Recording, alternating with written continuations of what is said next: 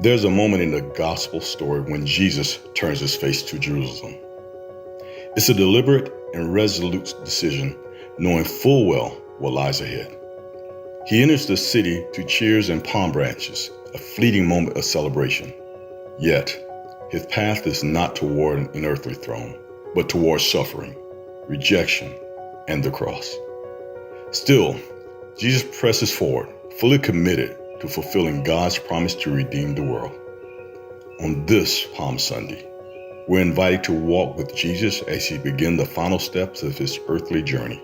His entry into Jerusalem is both triumphant and solemn, a moment that highlights his compassion for humanity and his unwavering submission to his calling. Jesus embraces the suffering that awaits him, not out of resignation, but out of love.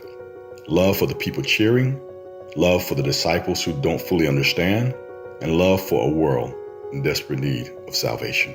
Jesus' decision to turn toward Jerusalem reflects the heart of God's promise, a promise not to abandon humanity, but to save it.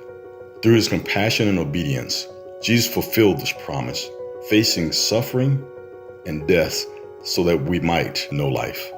His journey was not easy. The shouts of Hosanna soon were turned to cries of crucify him. Yet Jesus' love for humanity never wavered. He carried the weight of our brokenness, walking the path so that we could be reconciled to God. As we reflect on this moment, we're reminded that Jesus' compassion and submission were acts of profound strength. He chose to endure suffering, not for his own sake, but for ours. Psalm 31 gives voice to the anguish Jesus would experience, but it also speaks to the trust and hope he carried in his Father's plan. I trust in you, Lord, I say. You are my God. My times are in your hands. This trust is the foundation of God's promise, faithful, unchanging, and fulfilled through Christ. Today we remember Jesus turning his face to Jerusalem. Let us reflect on the depth of his compassion and the cost of his obedience. He walked this path for us, fulfilling God's promise to redeem and restore. May we respond with gratitude and trust, knowing that his journey was one of love, a love that holds us even now.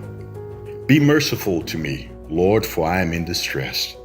My eyes grow weak with sorrow, my soul embodied with grief.